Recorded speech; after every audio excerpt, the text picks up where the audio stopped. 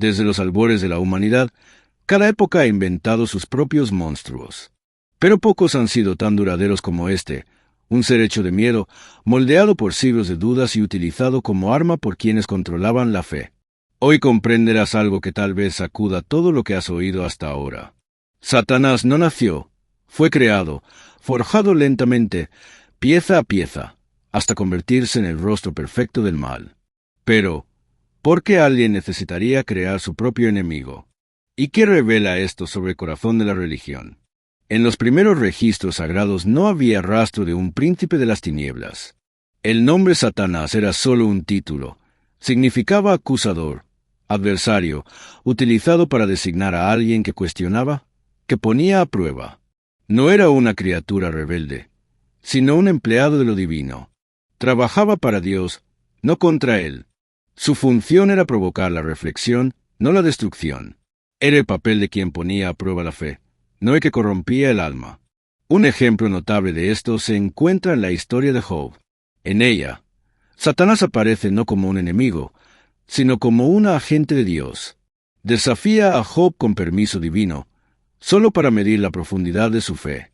Nada de llamas, cuernos o rebeldía, solo una especie de apuesta entre el creador y el cuestionador. Una escena más filosófica que espiritual, donde el mal aún no existía como personaje. Pero con el tiempo esa imagen comenzó a distorsionarse. A medida que crecía el poder religioso, también crecía la necesidad de un villano. Alguien tenía que cargar con el peso de las contradicciones, la incomodidad del sufrimiento humano. La pregunta que nadie se atrevía a hacer: ¿por qué un Dios bueno permite el mal? La respuesta más conveniente fue transferir la culpa. Y así el antiguo acusador se convirtió en el culpable universal, lo que comenzó como un papel simbólico. Se convirtió en una entidad viva en la mente de las personas. El adversario se convirtió en el enemigo, el cuestionador, el demonio. La fe necesitaba orden y el miedo era el cemento más eficaz. Pero lo que pocas personas se dan cuenta es que la creación de esta figura no fue un accidente teológico, sino una necesidad política. Algo muy humano se escondía tras las alas del ángel caído. El miedo es una herramienta de control más poderosa que cualquier espada. Y fue precisamente el miedo lo que dio forma definitiva. Cuando la religión necesitaba garantizar la obediencia, encontró en él su instrumento perfecto.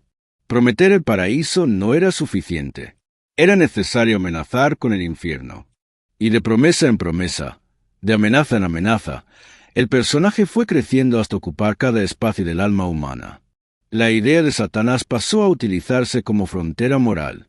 Quien obedecía a Dios estaba a salvo. Quien dudaba estaba condenado. La fe dejó de ser una elección y se convirtió en vigilancia. La mirada de Dios era distante, pero la de parecía estar siempre al acecho, dentro de los pensamientos, en las tentaciones, en los sueños. Así nació una religión que no solo guiaba los comportamientos, sino que también moldeaba las conciencias. Y curiosamente, la imagen física de Satanás ni siquiera proviene de los textos sagrados. Surgió del arte, del folclore, de la necesidad de transformar el miedo en una figura. Los cuernos, la piel roja, la cola y el tridente eran colas de antiguos dioses paganos demonizados para reforzar la nueva fe. Pan, el dios de la naturaleza y la sexualidad, fue uno de los primeros en ser reconfigurado como símbolo de corrupción. Lo que antes era vida e instinto se convirtió en pecado y amenaza. Con cada siglo, la figura adquiría nuevos rasgos, nuevas intenciones. Él se convirtió en el espejo de todo lo que las personas temían dentro de sí mismas. La lujuria, la ira, el deseo de libertad. Todo lo que se alejaba de la norma se ponía bajo su dominio. Así, en lugar de enfrentarse a su propia sombra, el ser humano aprendió a externalizarla a un enemigo invisible. Y cuanto más se temía a Satanás, más dependientes se volvían de aquellos que decían saber cómo combatirlo.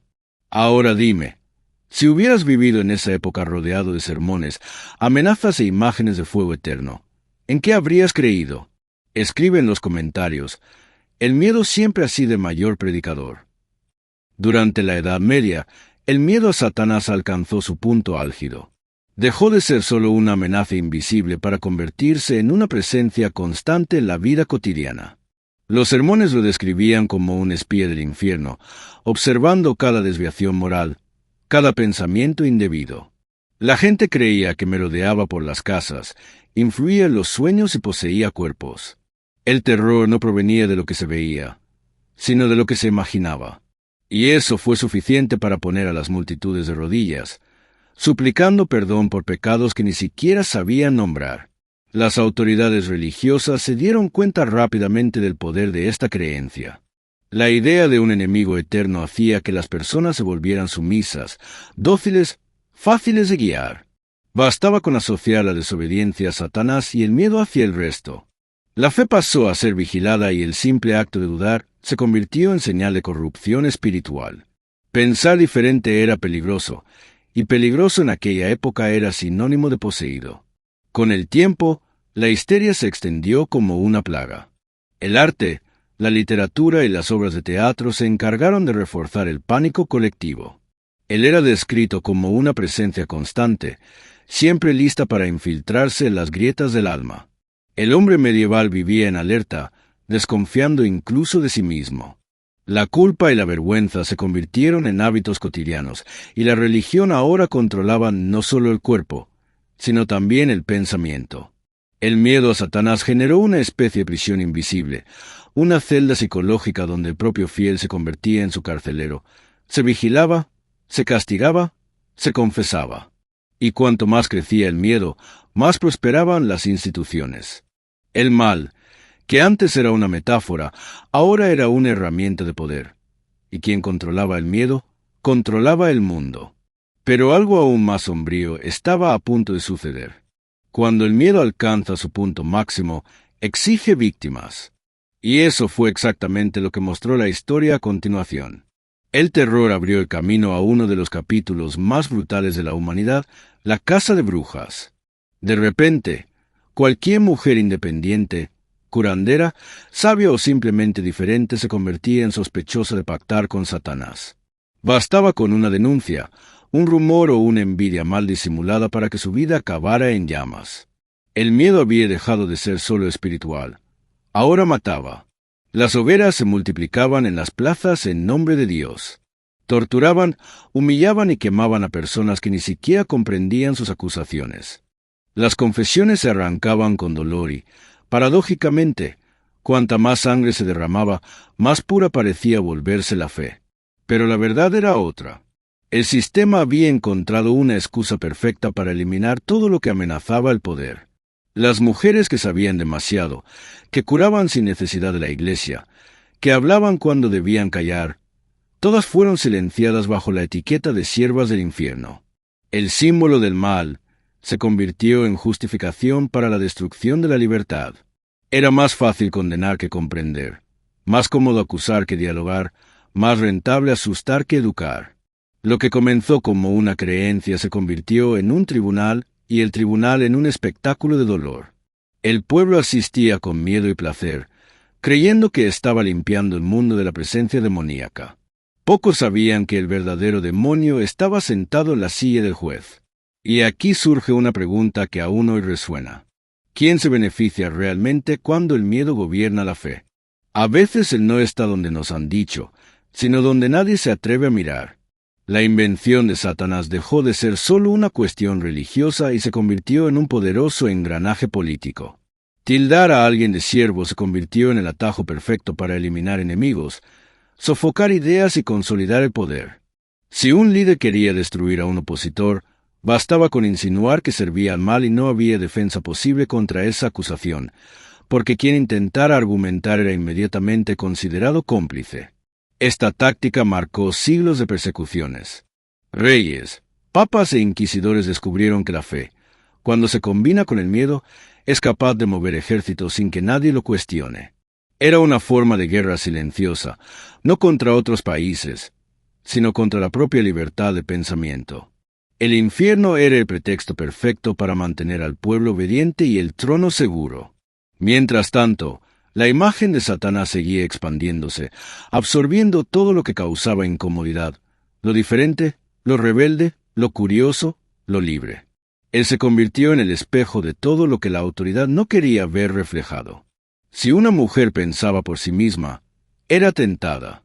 Si un hombre cuestionaba los dogmas, era corrompido. Y así el mal pasó a tener rostro, pero nunca el de su verdadero dueño. La manipulación era tan refinada que pocos se daban cuenta del juego. La religión, que decía combatir al demonio, utilizaba su imagen como instrumento de poder. Con cada miedo creado nacía una nueva forma de control. Con cada duda sofocada crecía un imperio y al final él no era más que el disfraz de un sistema que necesitaba el miedo para seguir existiendo. Pero algo comenzó a cambiar. Con el paso de los siglos, la gente empezó a estudiar, a leer, a cuestionar, y el enemigo invisible comenzó a perder terreno. Pero, ¿realmente desapareció o solo cambió de forma? Con el avance del conocimiento y el debilitamiento del poder de la Iglesia, la figura de Satanás tuvo que reinventarse, abandonó los altares y entró en las conversaciones cotidianas, en las canciones, en las supersticiones y en las sombras de la cultura popular. El nombre se convirtió en sinónimo de todo lo que desafiaba el estatuto. Se utilizaba para descalificar, alejar y simplificar lo que era complejo. Y así, incluso sin el poder de antes, el mito sobrevivió, más silencioso, pero aún eficaz. En las comunidades más devotas, el miedo se modernizó. Ya no se hablaba tanto del infierno, pero el discurso seguía siendo el mismo. Quien piensa diferente está bajo malas influencias. La lógica era simple. Cuanto más temes al mal, menos cuestionas quién lo define. Y mientras tanto, el verdadero poder permanece intacto, protegido por dogmas y por el temor a ser considerado impuro. Lo más impresionante es que esta dinámica sigue viva. En muchos lugares, todavía se utiliza como argumento definitivo para silenciar cualquier forma de reflexión. El arte, la ciencia, la sexualidad, la libertad, todo lo que amenaza la estructura tradicional recibe el sello de satánico. Y esa etiqueta basta para bloquear el diálogo y mantener a las personas dentro de fronteras invisibles. Pero lo más curioso y más inquietante es que cuanto más se habla del menos, se habla de responsabilidad. El mito sigue siendo útil porque nos absuelve siempre. Es el culpable. Y mientras el mal tiene un rostro simbólico, el verdadero mal, el humano, el real, sigue libre. Quizás por eso la figura de Satanás nunca ha desaparecido por completo, porque mientras exista el miedo, habrá quienes sepan sacar provecho de él. Con el tiempo, la figura de Satanás dejó de ser solo un villano religioso y pasó a representar algo más profundo, el propio conflicto interno de la humanidad. Se convirtió en el espejo de las sombras que nadie quería ver en sí mismo. Cada deseo reprimido, cada pensamiento prohibido, cada impulso negado, todo se proyectaba sobre él. Y así el mal dejó de enfrentarse dentro del hombre y pasó a proyectarse fuera de él. Esta transferencia fue conveniente. Es más fácil creer que el mal viene de fuera que admitir que nace dentro de nosotros. La religión utilizó este mecanismo durante siglos y se convirtió en un hábito colectivo. Él se convirtió en el depósito de las culpas humanas, una caja fuerte simbólica donde se guardaba todo lo que era vergonzoso o inaceptable. Pero el coste emocional de esto fue alto. Cuanto más se proyectaba el mal, más se alejaba el hombre de comprender su propia naturaleza. La demonización de los impulsos naturales, como el deseo, la curiosidad, la rebeldía, generó una sociedad marcada por la represión y la culpa. El placer se confundió con el pecado, la duda con la debilidad y el pensamiento libre con la tentación. De esta manera, el miedo dejó de ser una emoción pasajera y se convirtió en una estructura de vida. Y el antes una figura mítica, se convirtió en una prisión emocional invisible. La ironía es que, al intentar expulsar el mal del mundo, la humanidad terminó alimentándolo. Cada vez que condenaba un aspecto de sí misma, fortalecía la imagen de aquel a quien quería eliminar. El infierno al fin y al cabo está hecho de lo que no aceptamos ver y cuanto más lo reprimimos, más nos persigue en silencio. Pero quizás lo más desconcertante de todo no sea lo que hicieron con la idea de Satanás, sino lo que todavía hacemos con ella hoy en día. En el mundo moderno, él ha cambiado de nombre, pero no de función. Aparece en las teorías conspirativas, en las redes sociales, en las narrativas que necesitan un villano para justificar el caos. El enemigo invisible sigue siendo útil, ya sea político, espiritual o ideológico. Los símbolos cambian, pero el mecanismo es el mismo. Señalar el mal hacia afuera siempre es más cómodo que reconocerlo dentro. La psicología moderna ya ha demostrado que lo que reprimimos no desaparece, solo se esconde. Y el miedo es el disfraz perfecto. El hombre que teme el mal externo a menudo huye de su propio espejo. Por eso el mito de Satanás resiste con tanta fuerza, ofrece alivio, da nombre al dolor y transfiere la culpa. Es una forma antigua e ingeniosa de no crecer emocionalmente, pero hay un precio por esa huida: el alejamiento de la conciencia. Cuando todo lo oscuro que hay en nosotros se atribuye a una fuerza externa, perdemos el poder de transformación. Sin el al que culpar, tendríamos que enfrentarnos a nosotros mismos. Y eso requiere valor, lucidez y autocrítica. Por eso persiste el mito, porque nos ahorra la tarea más difícil: responsabilizarnos de quiénes somos. Lo curioso es que esta estructura sigue moldeando sociedades enteras. Las religiones, los gobiernos e incluso los movimientos sociales siguen utilizando el miedo para guiar las conductas.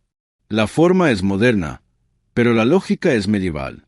Y mientras haya alguien dispuesto a creer que el mal está ahí fuera, el viejo acuerdo seguirá intacto. Pero, ¿y si el verdadero objetivo nunca hubiera sido combatir el mal?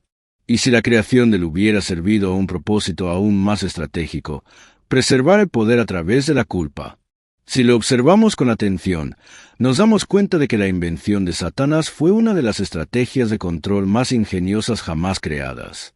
Ofreció al poder religioso y político un instrumento emocional casi perfecto. Al fin y al cabo, el miedo es un lenguaje universal. No necesita traducción, lógica ni pruebas. Actúa directamente sobre el instinto, la parte más vulnerable de la mente humana. Y es ahí donde se construye el dominio. Durante siglos, el miedo al infierno sirvió como un freno invisible. Impidió revueltas, silenció a pensadores, domesticó impulsos, y todo ello sin necesidad de soldados, solo de sermones. La creencia en el castigo eterno bastaba para moldear comportamientos. Y lo más fascinante es que cuanto más aterrador se volvía, el más benevolente parecía ser Dios. Era un juego de contrastes. Cuanto más oscura era la sombra, más claro era el brillo de la autoridad. Esta dualidad, el bien contra el mal, creó una estructura mental difícil de romper. En ella, el ser humano dejó de ser responsable de sus elecciones, porque todo lo que se alejaba de la moral era influencia demoníaca. La culpa se convirtió en una herramienta de docilidad y la fe que podría liberar pasó a servir de cadena. Pero hay un punto aún más delicado en esta historia. Cuando el miedo se transmite de generación en generación, deja de ser una creencia y se convierte en cultura. Y cuando el miedo se convierte en cultura, el control se convierte en tradición. El resultado es un mundo que sigue venerando el bien, pero que sigue preso del miedo al mal. Y esa es una prisión que muchos todavía llaman fe. A pesar de los avances del pensamiento moderno, esta estructura de miedo y culpa sigue viva, solo que disfrazada. Hoy en día ya no se habla tanto del fuego eterno, pero el mecanismo es el mismo. El miedo ha cambiado de forma. Ha sustituido el infierno por el fracaso, la tentación por el error, el castigo divino por la reprobación social. Aún así, sigue siendo el mismo látigo invisible que guía nuestras decisiones. Satanás, como concepto, sobrevive porque cumple una función esencial. Da sentido al sufrimiento. Cuando ocurre algo malo, es más reconfortante creer que hay una fuerza maligna detrás que admitir que el azar o incluso nuestras propias decisiones pueden ser la causa. Es en esencia la excusa que nos protege del dolor de afrontar la verdad. Pero se está produciendo un cambio silencioso. Cada vez más personas se dan cuenta de que el verdadero infierno no está en algún lugar lejano, sino dentro de la conciencia que niega su propia luz. El mal que tanto tememos es el mismo que creamos cuando huimos de la responsabilidad. Él es el espejo que la humanidad no quiere mirar. Esta constatación para muchos es liberadora. Cuando comprendes que el mal no es una entidad, sino un reflejo de la inconsciencia humana, el miedo pierde fuerza y en ese momento comienza la verdadera libertad espiritual. Si esta reflexión te ha hecho pensar de otra manera, deja tu me gusta, suscríbete y activa la campana, porque todavía hay verdades que casi nadie se atreve a contar y merecen ser escuchadas.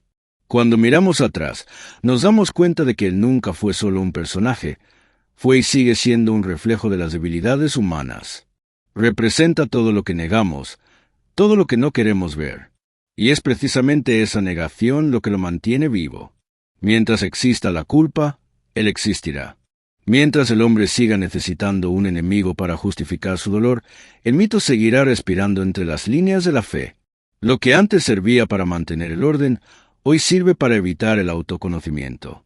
Seguimos prefiriendo creer en demonios externos antes que enfrentarnos a los que habitan en nosotros. Esta huida emocional es antigua y eficaz. Desplaza la responsabilidad y mantiene la ilusión de pureza. Pero el precio de esta ilusión es alto, la pérdida de la conciencia. Porque quien no se enfrenta a su propia oscuridad acaba siendo guiado por ella. La psicología moderna llama a esto proyección, el acto de ver fuera lo que nace dentro. Cuando decimos, él me tentó, en realidad estamos admitiendo que hay algo en nosotros que desea lo que consideramos incorrecto. El problema es que al culpar dejamos de aprender de lo que sentimos. Perdemos la oportunidad de crecer. Y es por eso que la creencia en Satanás sigue siendo tan útil. Nos libra de la responsabilidad de evolucionar. Mientras exista un culpable invisible, siempre habrá inocentes disfrazados. Y así, generación tras generación, seguimos repitiendo el mismo error con nuevos nombres. Pero llega un momento en que el telón debe caer y cuando eso sucede, la verdad deja poco margen para el consuelo. La verdad es que el mito de Satanás dice más sobre el ser humano que sobre el mal en sí. Revela cómo se puede utilizar el miedo como herramienta, cómo se pueden moldear las creencias para servir a intereses y cómo la ignorancia colectiva se convierte en un arma de control. Satanás, en este sentido, no fue un error, sino una invención necesaria para sostener un sistema que se alimentaba de la culpa. Cuando entendemos esto, algo cambia profundamente. Nos damos cuenta de que el verdadero mal nunca necesitó cuernos ni fuego. Siempre tuvo voz humana, rostro humano, voluntad humana. Se manifiesta en la indiferencia, en la manipulación, en la violencia disfrazada de virtud. Y lo más aterrador es que todo esto puede existir en nombre del bien. Esta constatación es dolorosa, pero liberadora, porque nos obliga a abandonar el infantilismo espiritual de culpar a fuerzas invisibles. Nos invita a una fe más madura, una que no se basa en el miedo, sino en la conciencia. Después de todo, si Él fue creado para explicar lo que no comprendíamos, tal vez sea hora de asumir que ya comprendemos lo suficiente como para dejarlo ir. Pero hay una paradoja final en esta historia. Cuanto más estudiamos la invención de Satanás, más nos damos cuenta de que la verdadera amenaza no es Él, sino el mecanismo que lo produjo, porque ese mecanismo sigue vivo y se adapta, se renueva y se disfraza.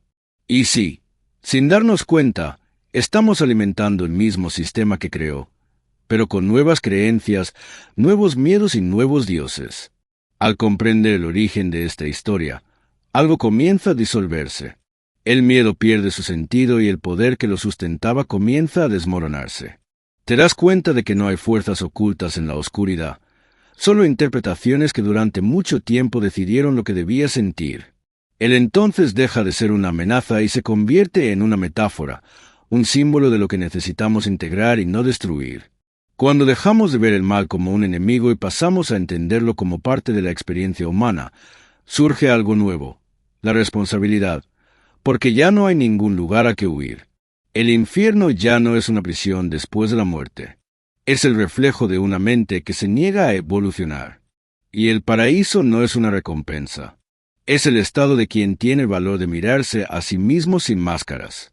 Por eso, comprender la invención de Satanás no es solo un ejercicio histórico, es una invitación a madurar espiritualmente. Significa salir de la infancia de la fe y entrar en la conciencia del alma propia. Significa cambiar el miedo por la lucidez y comprender que el verdadero poder siempre ha estado en el mismo lugar dentro de nosotros. La religión necesitaba un enemigo para mantener el control. Pero la conciencia no necesita el miedo para despertar. El miedo educa a través del dolor. La conciencia transforma a través del amor. Y es en este giro donde el mito se desvanece. Al final nunca fue necesario combatir al solo comprenderlo. Porque cuando comprendes, deja de existir. La mayor ironía de todas es que la invención de Satanás, creada para aprisionar, ahora puede liberar.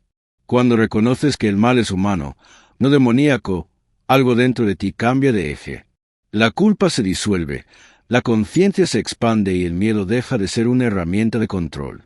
Te das cuenta de que no necesitas un enemigo para elegir el bien, solo voluntad, claridad y empatía. La historia es en realidad la historia de nuestra propia sombra y mientras no la aceptemos, seguiremos inventando nuevos infiernos para justificar los dolores que aún no sabemos curar. El verdadero camino espiritual comienza cuando dejamos de culpar a lo invisible y empezamos a ocuparnos de lo visible. Nuestras acciones, nuestras intenciones y nuestras elecciones. Quizás el mayor triunfo de este descubrimiento no sea el fin del miedo, sino el nacimiento de la responsabilidad.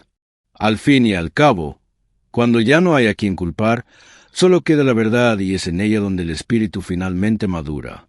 No hay necesidad de ángeles ni demonios cuando el ser humano decide mirarse a sí mismo con honestidad. Satanás fue la excusa que nos mantuvo estancados, pero ahora la conciencia es la invitación que nos hace seguir adelante.